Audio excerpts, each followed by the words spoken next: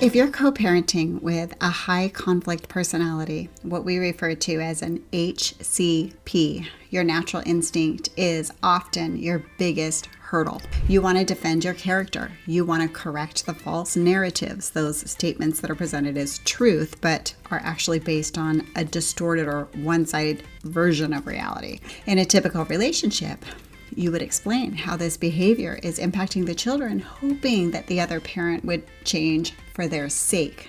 But in these dynamics, information and emotions are used as fuel. Every time you defend yourself, you are inadvertently giving them more material to keep the conflict alive.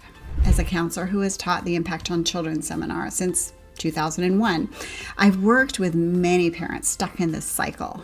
Often we feel that if we just find the right words, the other parent will finally see the logic. However, in high conflict dynamics, logic is rarely the goal. So what is the goal? For an HCP, usually it's one of four things. Either control, they want to dictate the terms of the interaction, or emotional displacement. They are unable to process their internal stress, so they project it onto you for relief. Or third, connection through conflict. We discussed a little bit in our first video, their feelings dictate their facts, and for some, negative attention is the only connection they understand. As long as you are fighting, they still feel connected to you. Or fourth, validating a narrative. If they feel angry, then their mind creates a fact where you are the villain just to justify that anger. If you missed our first video in this series, I encourage you to go back and watch it as we do take a deep dive into the 4 key characteristics of a HCP. Understanding that you are dealing with a high conflict personality rather than just a difficult person is a vital shift. It means logic doesn't work because you cannot reason someone out of a position they didn't reason themselves into. It means this isn't personal. They are reacting to their own internal emotional storm, not to who you actually are. When you bring logic to an emotional storm, it's like trying to use a map to put a fire out. Our goal isn't to make them see the light.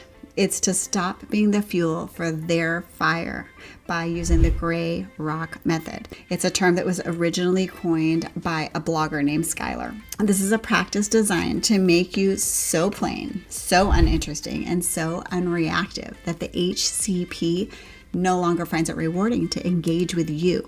Think of it like a vault.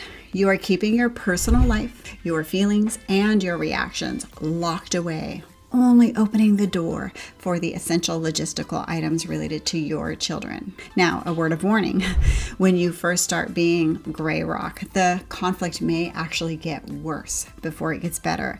This is called an extinction burst. Because you are no longer reacting, the HCP may escalate their behavior or even call you names like unemotional or cold or robotic to try and provoke a response. When this happens, stay steady.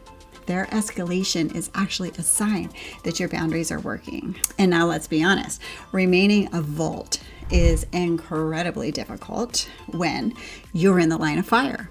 When we get reactive, though, in an attempt to protect our kids or ourselves, they don't see the protection. They feel our distress. That secondary stress impacts the children deeply, which is why your own nervous system regulation is the most important tool in your parenting toolkit. You might feel activated by a message, a comment, during an exchange, or even just seeing their name on a legal document. If you feel that physical surge of fight or flight, please refer to the videos in our nervous system toolkit playlist. And by settling your own body first, you provide a rock of stability for your kids. To remain a responsive parent while maintaining these boundaries, I recommend using the BIFF communication structure developed by Bill Eddy of the High Conflict Institute.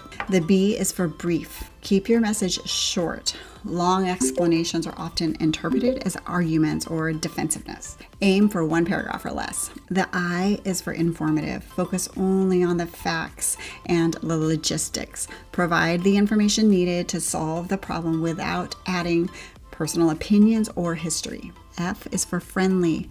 In this context, friendly means neutral and professional.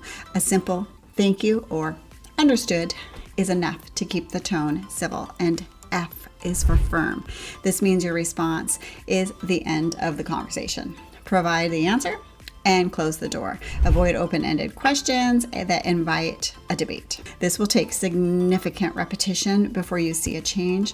And because this is so difficult, try to hold a visual picture of a gray rock in your mind as a reminder during all of your communications. Let that image remind you who you are choosing to be in the moment, which is solid, unmoving, and unreactive. By staying gray rock, super plain, and uninteresting, you are creating a professional distance that protects your energy. And success in this journey is not about the other parent finally changing their behavior or stopping confrontation. Success is measured by you providing far less fuel to the fire and protecting your own peace. If this strategy helped you feel a little bit more equipped today, please like and subscribe. And I invite you to comment below and let me know if you've tried using this neutral professional tone like BIFF before. And don't forget to watch the next video in the series where we're going to dive into the parallel parenting model and discuss resources that will keep your communication strictly logical. Thank you so much for your time and everything you do for your family. I am so glad we're on this journey together.